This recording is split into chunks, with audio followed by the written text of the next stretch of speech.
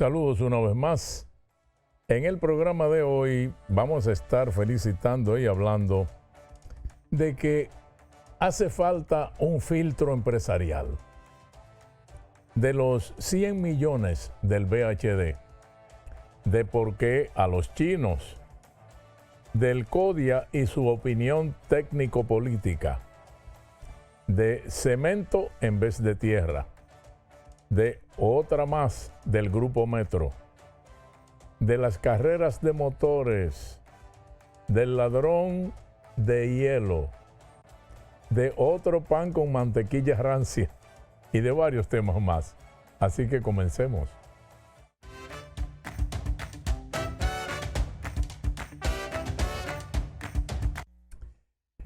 Mire, cada organización empresarial de República Dominicana debería de diseñar un órgano interno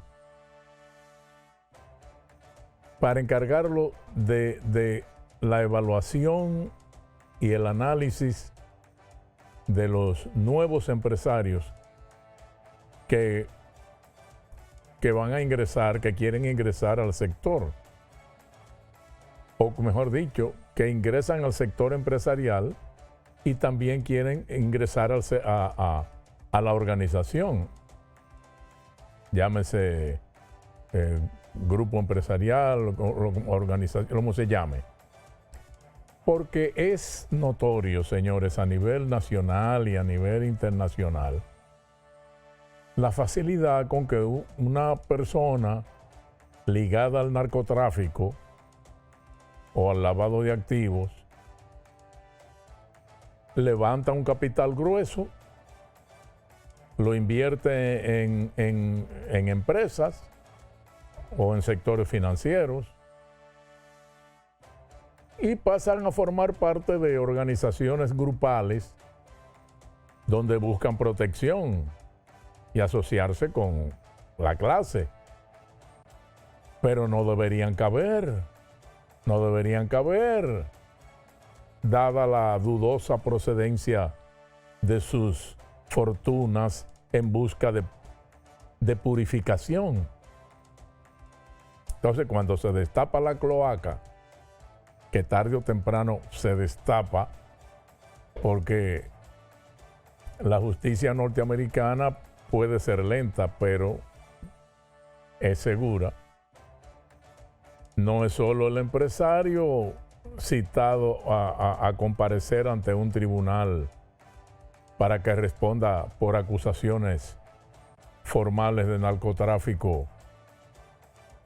El que padece, no padece todo el empresariado dominicano que le ha hecho coro, abriéndole puertas sociales, donde son aceptados como uno más, exhibiendo costosos trajes, lujosos vehículos, villas en multimillonarios centros privados, etcétera, ¿no?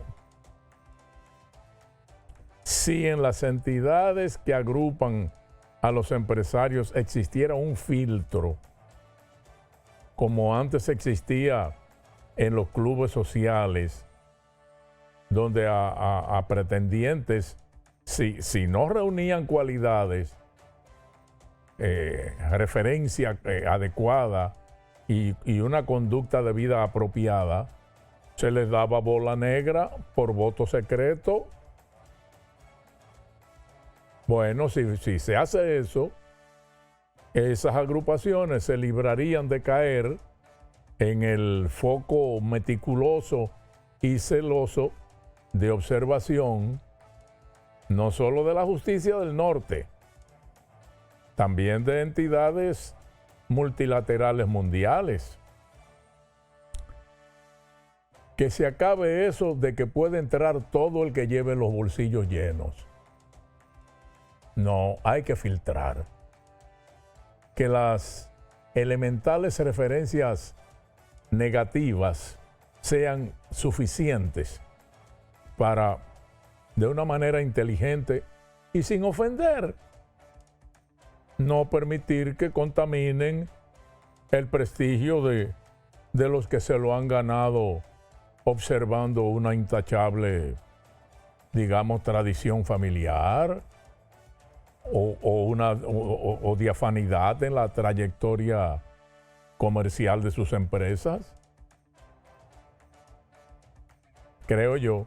Y eso se puede hacer en silencio y sin que nadie se dé cuenta. Formar un organismo con asistencia de inteligencia contratada. Ahora bien, vamos a otro tema dentro de las reflexiones. Miren, señores, para algunos hablar de 100 millones de pesos puede parecer poca cosa, pero 100 millones son 100 millones. Y eso fue lo que el Banco BHD donó para el remozamiento,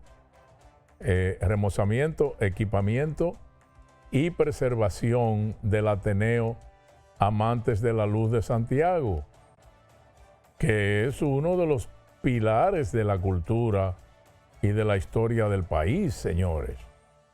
Una institución que tiene 151 años de fundada. Y gracias a ese aporte va a ser reacondicionado ese invaluable patrimonio y se va a actualizar tecnológicamente para la preservación de la hemeroteca y de la biblioteca, que contiene archivos únicos de nuestra historia. Ese es un magnífico aporte para una institución que bien lo merece. Porque, señores, 151 años de historia y de conservación de documentos no es paja de coco. Así que felicitaciones al Grupo BHD por esa decisión que, independientemente al objetivo, digamos, estratégico de estrechar relaciones comerciales con una zona pujante como la cibaeña, es un gesto que todo Santiago y todo el país agradecerá. Importante, quería destacar que, mire, bueno, simultáneamente el Banco BHD inauguró oficinas en Ágora Mall en Santiago en esos días, ¿no? Pero como dato curioso, es nada más como dato curioso, ¿eh? Esta semana el Banco de Reservas decidió celebrar sus 84 años con un evento, ¿dónde? En Santiago. En un momento volvemos y comenzamos con las felicitaciones.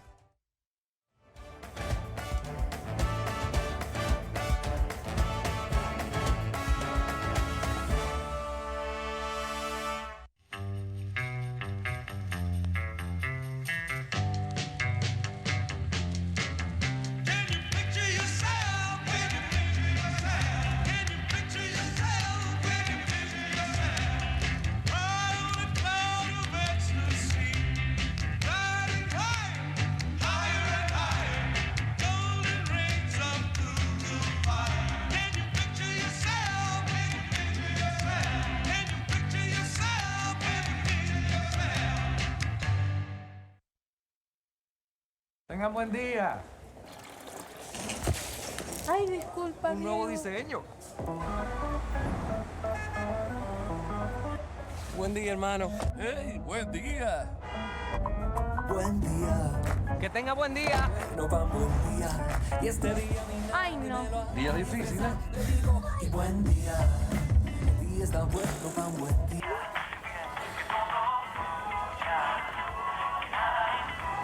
Ay, perdón.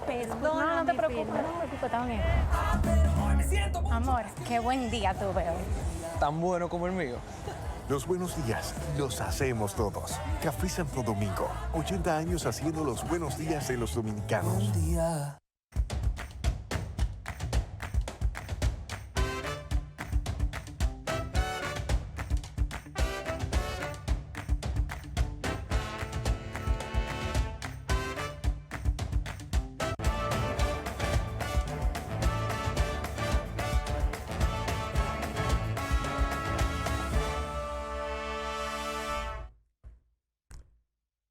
Desde que el Ministerio de la Vivienda y Edificaciones inició el operativo de cerrar todos los negocios propiedad de chinos por supuestas fallas de construcción, nosotros dijimos en este programa que resultaba extraña esa exclusión. ¿Por qué solo negocios chinos? Bueno, hace unos días el señor ministro de la cartera, don Carlos Bonilla, dijo que no es verdad que solamente se estuvieran cerrando negocios chinos, que fíjense que, dijo él, que en estos días cerraron una discoteca que no es propiedad de chinos, pero solamente presentó como muestra una discoteca, mientras que los negocios chinos cerrados son, qué sé yo, como 20 en todo el país, y no tarantines, porque los hay, hay pequeños, pero también gigantes. Entonces, para justificar el operativo excluyente, como yo le llamo, yo pienso que el ministro debió de haber presentado la lista de cuáles son los otros negocios que no son de chinos, que han estado cerrando por fallas de construcción. Porque la verdad es que no convence el argumento. Mucho más a sabiendas de cuáles son los poderes económicos afectados que han incidido para que le entraran a dos manos a los vendebaratos de Oriente. Señores, la verdad del guiso, decían en mi campo, la verdad del guiso no está en a flor de paila, sino en el concón. Entonces, dejémoslo ahí.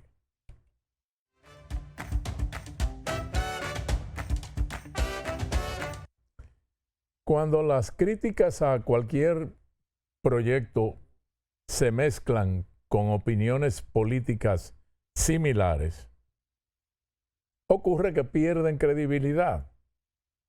Por ejemplo, tenemos el caso de un grupo de expresidentes del Colegio Dominicano de Ingenieros, Arquitectos y Agrimensores, el CODIA,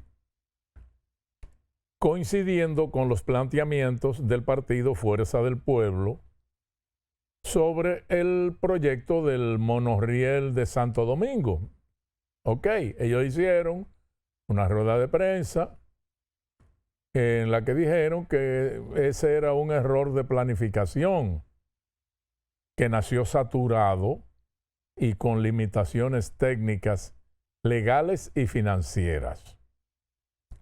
Ellos dicen que no es que se opongan al transporte colectivo, pero entienden que el modelo que se escogió para el monorriel no responde a las condiciones urbanas ni a la demanda actual de Santo Domingo.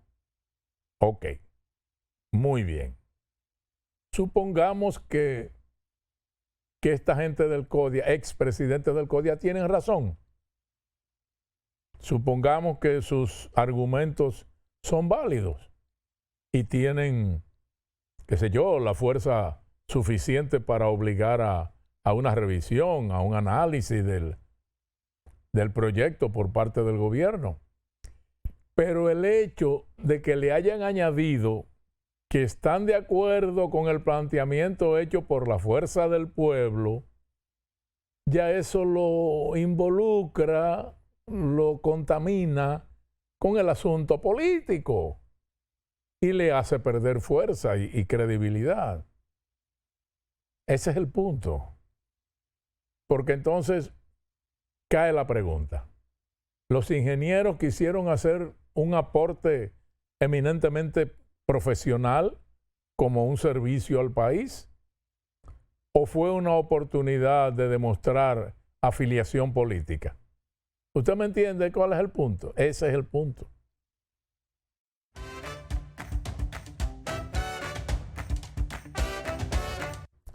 Felicitaciones a nuestra admirada amiga Cesarina Fabián, directora de Hábitat Dominicana, por el anuncio de que logró un acuerdo con Cemento Santo Domingo para cambiarle el piso de tierra a 50 familias de Asua por pisos de concreto. Yo diría que es otra pata a su favor que se va a notar a Hábitat, una institución que viene desarrollando programas de gran éxito, especialmente a favor de familias de bajos o escasos ingresos que viven en situaciones de vulnerabilidad. Preferiblemente donde hay mujeres que son la cabeza del hogar con niños y donde hay adultos mayores, personas con discapacidad, etcétera, ¿no?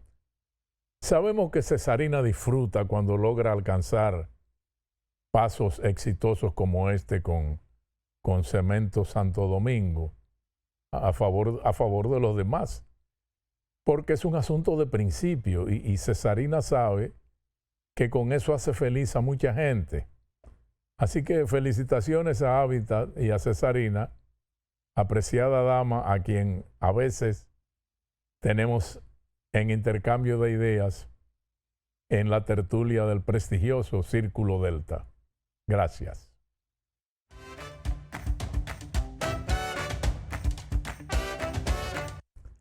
Señores, hay cosas que vienen arrastrándose en el tiempo y se repiten y vuelven a resucitar y se dejan dormir y vuelven a despertar. Y uno no se explica cómo es que no se llega a una conclusión, como es el caso del problema de varios terrenos dentro del Metro Country Club. Hay una asociación de propietarios que está denunciando la existencia de un supuesto fraude en la titulación de varios de los inmuebles dentro del complejo y que ellos han sido notificados, los propietarios, de desalojo por una deuda millonaria que no pertenece a ellos. Y ellos están pidiendo que el Estado y el Ministerio Público metan su mano y resuelvan esto que viene arrastrándose hace mucho, porque yo mismo hace mucho tiempo que vengo oyendo esta misma historia. Según la asociación esta de propietarios, este problema se originó cuando el promotor del proyecto, el señor Luis José Asilis Elmúdez, y sus empresas Metro Country Club y Group Metro, tomaron un préstamo de $9.6 millones a varios acreedores, usando como garantía los títulos de terreno que ya él había vendido a terceros desde hacía 15 y 20 años y que contaban con títulos emitidos y avalados por el Tribunal de Tierras. Dios mío, pero ¿y cómo es eso? ¿Cómo es posible que ahora a esta gente se le esté comunicando una notificación de desalojo por pago de una deuda que ellos no tienen que ver? Esa vagabundería que tiene mucha cola, hay que pararla. Digo, si es cierta y si es posible, porque hay gente intocable en esta sociedad de seres donde unos son más iguales que otros.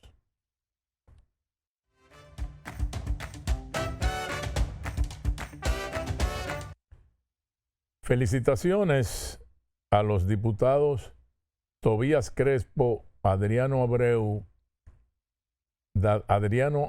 Sued, Diego Campos y Jeffrey Jiménez por la iniciativa de querer transformar las carreras esas ilegales de motocicletas que hay, ustedes han visto los videos y los muertos también, transformar eso en prácticas deportivas reguladas. Ya la Comisión Permanente de Movilidad, Transporte, Tránsito y Seguridad Vial de la Cámara de Diputados acordó un trabajo conjunto con representantes de la Federación Internacional de Automovilismo, la Internacional de Motociclismo y las 50 principales organizadores de esa actividad. La idea es, señores, ver cómo se acaban estas carreras ilegales que son apuestas. Se hacen a lo loco en cualquier avenida o en cualquier autopista del país. Y han perdido la vida muchísimos muchachos atrevidos, ¿no? Ahora, para hacerlo de manera organizada, como quieren los diputados, se necesita un cierto tipo de vehículo, no son esos motorcitos, y un cierto tipo de pista de carrera con unas curvaturas legales, etcétera, ¿no? Ya eso es otra cosa. Entonces la pregunta que uno se hace, que queda como en el aire es, ok, si eso se consigue, si se construye esa pista, irán a correr allí esos muchachos suicidas, apostadores, que montan carreras en los pueblos a cualquier hora del día o de la noche, con sus consecuencias muchas veces fatídicas. Irán para allá a correr. Son apuestas de 100,000 pesos a veces, no son cheles. Y lo van a dejar apostar ahí. No sé. Esperemos ver cómo se desarrolla esto. Ok.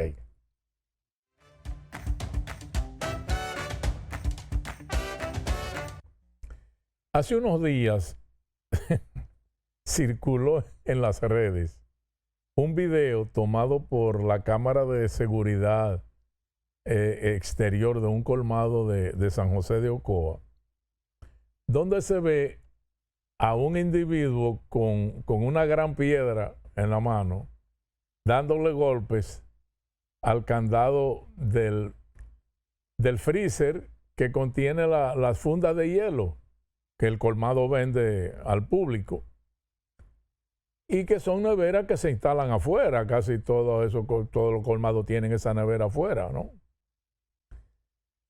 El acontecimiento ocurrió en un establecimiento comercial ubicado en la avenida Juan Pablo Duarte de Ocoa y fue captado por cámaras de vigilancia del colmado, ¿verdad? Ok, hasta ahí nada del otro mundo. Pero la nota contenía un dato que pasó desapercibido para la mayoría de los que la leyeron. La nota aclara que el hombre rompió el candado del freezer para sustraer hielo y productos cárnicos. Entonces, y que dejó entonces la nevera abierta y se llevó, incluso el candado se lo llevó. Ya a mí me extrañaba que este ladronzuelo se arriesgara a romper ese candado para llevarse una o dos fundas de hielo que valen poca cosa. Es que el colmado guarda allí, junto con el hielo, chuletas ahumadas, quizás salami, qué sé yo, quizás mortadela, yo no sé.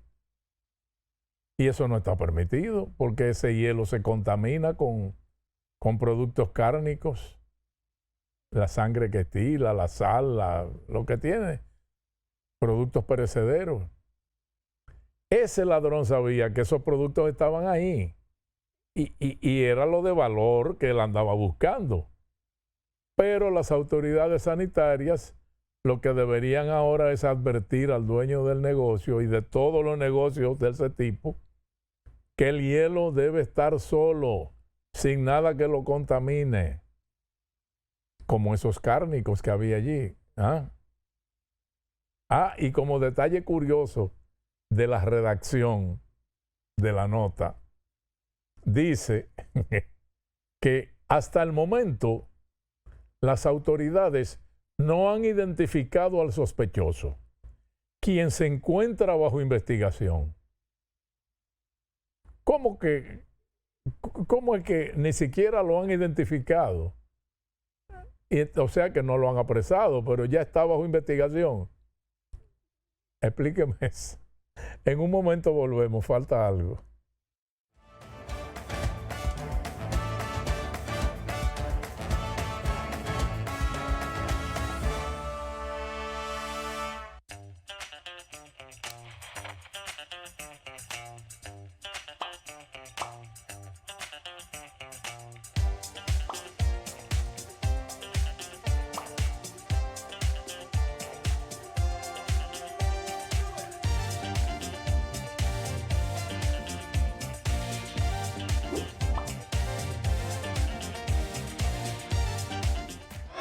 Forma tu cuerpo, el secreto para estar en forma.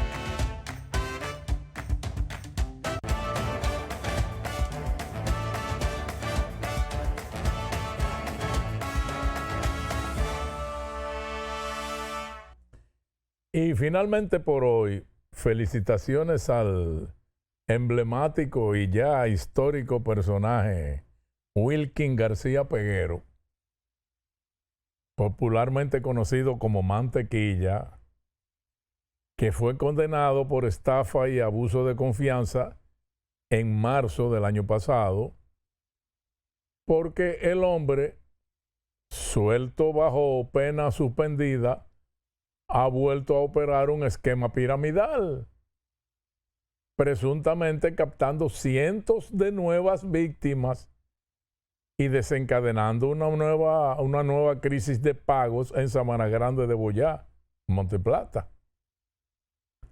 El caso de Mantequilla, que saltó a la fama hace 3 años con su empresa 3.14 Inversiones Worldwide, prometiendo rendimiento de hasta un 100% en 30 días, ustedes recuerdan.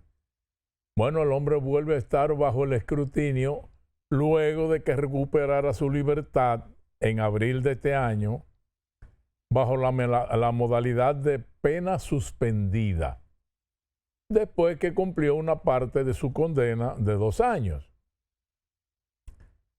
El hombre regresó cambiando el nombre del esquema de 3.14 inversiones a dinero 3.0. Y según investigó Nuria Piera, que fue la que dio el dato, Mantequilla abandonó la formalidad de su antigua oficina para entonces operar un esquema más informal denominado dinero 3.0, utilizando estados de WhatsApp con un número internacional. Óigame.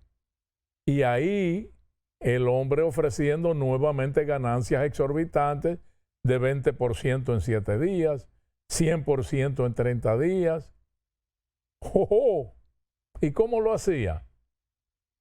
Se estacionaba en un punto fijo, allá en Sabana Grande de Boyá, para recibir dinero en efectivo, anotando las inversiones en una libreta, pero depositando el dinero a nombre de un tercero. Pero parece que el esquema, como era de esperar, se derrumbó de nuevo, porque desde hace casi 3 semanas García Peguero no ha sido visto, ni responde llamadas, ni mensajes, y ha dejado a cientos de nuevos inversionistas en la incertidumbre. Se estima que en su primera oleada logró captar más de 100 millones de al menos 600 personas. Y yo me alegro. Yo me alegro porque si me engañó una vez, ok, malo él. Pero si me engañó 2, malo yo. El estúpido soy yo. Señores, muchas gracias y hasta la próxima.